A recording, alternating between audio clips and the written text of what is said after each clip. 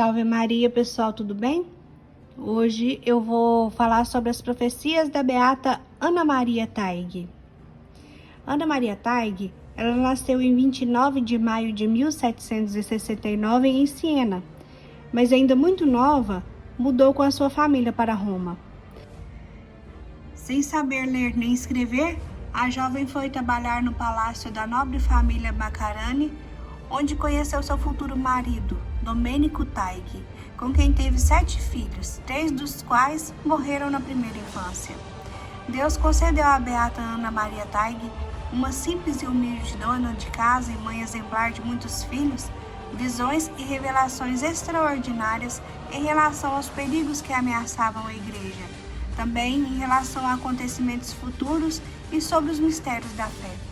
Estas visões e revelações eram feitas por meio da presença de um sol místico, disco brilhante com as mesmas dimensões do sol distante, mas promovido de raios irradiantes que se projetava a cerca de 12 palmos do seu olho esquerdo e 3 palmos acima de sua cabeça, conservando sempre essa posição. O sol místico lhe apareceu pela primeira vez por volta de 1790 como um disco de fogo e a acompanhou durante toda a sua vida. Nas condições difíceis da família, um novo inquilino passou a ocupar um quartinho da casa simples, Monsenhor Rafael Natali, que iria conviver com a beata por cerca de 30 anos e que escreveu mais de 4.000 páginas manuscritas em relação às visões obtidas pela beata através do sol místico. Uma das provas documentais mais sérias sobre as visões da beata Ana Maria Taig é o testemunho juramentado e entregue ao Vaticano pelo seu confessor e confidente. O documento faz parte do processo de beatificação da vidente romana. Monsenhor Natali introduz a narração dizendo: quase todas as almas heróicas que resplandeceram em Roma na primeira metade do século XIX, desde o venerável Palotti até Beato del Búfalo, desde o venerável Clausi até o venerável Canori Mora, profetizaram que depois da tempestade que no seu tempo se formava sobre a igreja, depois das perseguições que afligiam então o papado, teria chegado o triunfo do catolicismo e um luminoso, solene e completo. Mas quando haveria de se verificar esse triunfo? A qual época histórica está reservado saudar esse grandioso acontecimento que tantos fiéis da humanidade toda há muito tempo aguardam? Eis o misterioso enigma sobre o qual a beata Taig veio deitar. Desde os tempos do Papa Pio VII, quer dizer, no ano de 1818, a serva de Deus descreveu para mim a Revolução de Roma e tudo o que aconteceu, e a seguir falou-me muitas vezes, aliás de modo muito mais espantoso, dizendo que tinha sido mitigada pelas orações de muitas almas caras a Deus que se ofereceram a ele em satisfação da justiça divina. Porém, ela disse-me que a iniquidade haveria de avançar triunfante e muitos que se acreditavam serem homens bons teriam a máscara caída e que o Senhor queria descobrir a cisânia e que depois ele teria sabido o que fazer dela. Que as coisas estariam de tal maneira convulsionadas que o homem já não seria capaz de as pôr em ordem, mas que seu braço onipotente haveria de remediar tudo.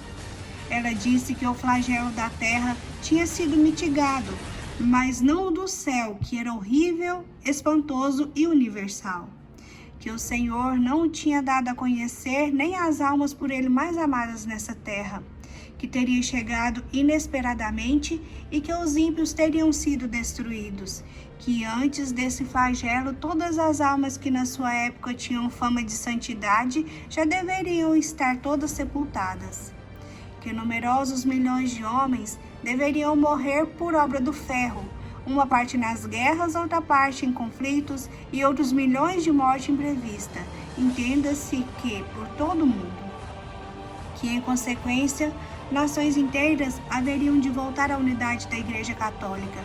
Muitos turcos, gentios e hebreus hão de se converter de um modo que surpreenderá os cristãos, que ficarão admirados pelo fervor e observância que mostrarão com sua vida.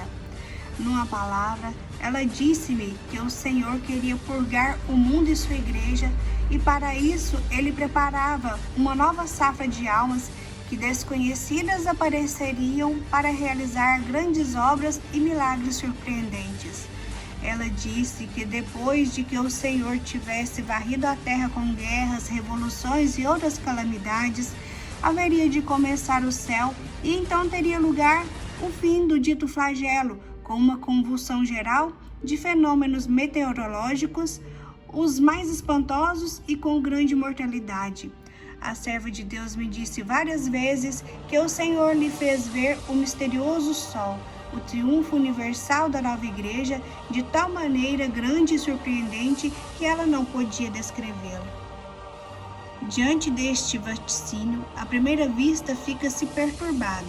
Nele há sem dúvida pontos obscuros que só poderão ser esclarecidos pelos eventos futuros. Mas nele discernem-se predições que, feitas desde o ano de 1818, acabaram se realizando na história, fato que induz a prestar fé ao vaticínio na sua totalidade. Aqui se fala de 2 castigos e flagelos, um vindo por parte da terra e outro por parte do céu. Mas acrescenta-se logo que as orações das almas boas podem mitigá-lo. Triste estado do clero e do povo atrai um castigo corretivo. Em numerosas ocasiões, Deus desvendou a dor que lhe produzia a decadência moral e disciplinar do clero. Por exemplo, em 6 de janeiro de 1817, na Igreja da Propaganda Fide, Capela dos Reis Magos, ela ouviu: todos os sacerdotes deveriam andar de batina. Considera-se com muita superficialidade o que quer dizer sacerdote. Se eles levassem em consideração o que na realidade é um sacerdote e o que quer dizer sacerdote, viveriam como anjos e não como animais. Olha, minha filha, como andavam outrora e contemplo-os, observo-os. Assim eu andava com todos os meus apóstolos e discípulos.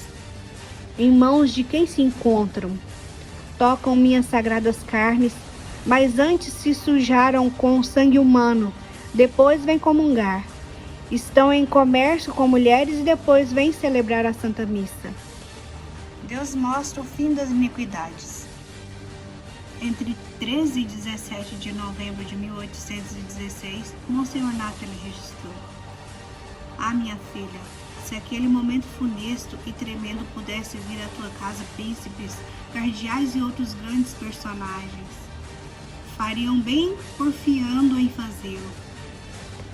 Mas não, quem gozou e se cefou bem chorará, e quem chorou gozará e rirá. O castigo não veio, mas há de vir. Deus quer nos punir por causa de nossos pecados. Essa será a última descoberta na qual vai se separar o trigo do joio. Dizei, pois, que tudo o que foi visto não foi nada. A terra vai tremer e o céu vai ficar ensanguentado. Falando a respeito de São Pio VII e das tribulações de seu pontificado, Deus se estendeu sobre o tremendo evento futuro. Tudo o que aconteceu não é nada, antes bem não é mais do que um sopro. Há o que vai ser a definitiva. Aí então sim chorarão. Pobre igreja, pobres igrejas, oh, como estão mal cuidadas, oh, como estão mal administradas, e por quem? Ai, para dizer toda a verdade, eu quero destruí-las todas, convertê-las em ruínas, para não deixar pedra sobre pedra, que da antiga igreja não fique sequer um sinal. Dentro de todas elas há relíquias de meus santos, mas como são tratadas? Destruirei, estou para destruir Roma, mas não ainda, por causa de tantas almas minhas que ali estão. Mas ai, mísera Roma, como acabará? Em que mãos vai cair? Os bons virão comigo e os perversos acabarão seus dias amargamente e depois sofrerão eternamente para sempre. E em 5 de junho, anotou mais uma severa advertência. Minha filha, não estás contente por sofrer para satisfazer minha justiça? Pois bem, eu sou muito ofendido pelos meus ministros. Eles deveriam ser anjos, e em vez de anjos, são cloacas do inferno. E em 13 de setembro de 1831 disse: naquela hora, dos cristãos fingindo não ficará nenhum, e então muitos pedirão piedade e misericórdia, mas já não haverá mais tempo. Não se pode medir quanto tenham avançado as iniquidades, tanto do homem quanto da mulher. Os demônios riem e festejam, porque não têm necessidade de tentações. Não porque de modo suficiente a malícia e a iniquidade, tanto do homem quanto da mulher, superam em muitos graus o do demônio, pelas obscenidades que se cometem de todos os gêneros pelos dois sexos. Castigos especiais aos católicos fingidamente observantes. Em 10 de setembro de 1820. Este é o tempo em que os falsos filósofos se ostentam. Entre eles falam pérolas, mas não causam impressão alguma nos povos porque não querem acreditar na verdade. São falsos filósofos, cheios de soberba e orgulho. Desses o mundo está cheio. E para esses há um inferno especial. Se alguém professa a verdade, é ofuscado por estes falsos filósofos e o povo fica perplexo, porque a miserável humanidade prefere o doce antes que o amargo. Assim dirás a teu confidente que diga a esta gente que chove almas no inferno como neve, e as almas de quem? De batizados. São cristãos de nome, são animais de fato, vivem como animais, antes bem pior que os animais. Como se podem salvar cheios de ódio, cheios de pecados? Depois se dirá que são cristãos. No terceiro domingo da Páscoa de 1817. Não te espante o fedor contínuo que sentes sob as tuas narinas, porque é o mau odor da corrupção do mundo presente. Tu o sabes porque eu te disse muitas vezes e volto a repeti-lo. Chove almas no inferno como neve e ainda não acabou. Em 1828, o respeito humano leva ao inferno muitos confessores com todos os seus penitentes. Para não dar um remédio amargo ou mais mínimo desgosto, morrem tantas almas e vão para a casa do diabo. De quem é a culpa? Sabes de quem? Quando esses estarão diante de meu tribunal, o que será deles? Por esta razão, chove almas no inferno como neve. Vedes quantas ruínas há no mundo? Esta é a causa. Em 6 de novembro de 1919. Olha os tormentos espantosos dos eclesiásticos torturados pelos demônios. Por que se consagram a Deus quando não procuravam senão a ambição, o orgulho e a vaidade? As portas do inferno estão abertas. Lúcifer se regozija de seus companheiros e festejam. Deixa essas portas, eu as fecharei, a voragem ficará cheia e poucos ficarão. Depois, em 14 de abril de 1830. A paz esteja convosco, meus filhos. Por toda parte deveis dizer que não só não há paz, mas que os diabos dançam dia e noite e tecem grandes tramas, apanham em suas redes muitos peixes, cordeiros e ovelhas e as levam à perdição em grandes quantidades. Eles se abeberam com fel e com sangue humano. Eu te falei para não seguir os santos modernos, mas aferrar-te aos antigos, porque os santos modernos, sendo todos ou quase todos falsos, te teriam estragado. Em 1832, são lobos rapazes, lobos que devoraram muitas ovelhas, sugando-lhes o sangue uma por uma. Se soubesses o que está preparado para eles irremediavelmente. É mais fácil que eu ouça o clamor de um herege do que de um desses lobos. Tantas vezes lobos, Quantos são as ovelhas que esses lobos malditos devoram? Sinais do dia de Deus. Em 29 de julho de 1832, Nosso Senhor forneceu uma explicação à Beata. Há muito tempo que a Torre de Babel está instalada em Roma, e há muitos anos que deveria ter caído. E não caiu é porque muitas almas sacrificaram sua vida, rogando ao meu Pai para que protelasse o momento de pôr fogo a este estado do mundo. Eu, sem embargo, que via que era a ruína de muitas almas boas que sofrem por esta causa, apesar de tudo eu devia fazer a vontade de meu Pai, posto que essa desordem do mundo todo é um caos, não há mente humana que possa imaginá-la. Na segunda-feira de carnaval de 1833, não se conhece qual é a hora em que meu Pai quererá dar a ordem ao anjo exterminador. Ele aparecerá ameaçando de improviso, sabes? O anjo exterminador que com uma mão toca a trombeta e com a espada. Ai! Quando acontecer aquele momento, todo mundo ficará envolvido com a conflagração. Sinais precursores revelados à Beata pouco têm a ver com as suposições da prudência humana. Em 9 de novembro de 1820, o sacerdote registrou: quando vires um dia feliz, tranquilo e de grande contentamento, então armazena alimentos, pão, vinho e azeite. Dinheiro não faltará. Roma iníqua, Roma cruel, verás o fim da iniquidade. Em 8 de junho de 1829, ele anota: agora reinam os maus costumes, a política, o respeito humano, a simulação. Há um escândalo geral por toda parte. Este é o maior e mais forte castigo que caiu sobre todo o mundo, a confusão das ideias. Muitas vezes te disse que antes do fim passaríamos pela Torre de Babel, mas o fim virá quando eu achar por bem. Em 1828, lembra, minha filha, que eu te falei que está instalada a Torre de Babel. 31 de março de 1819.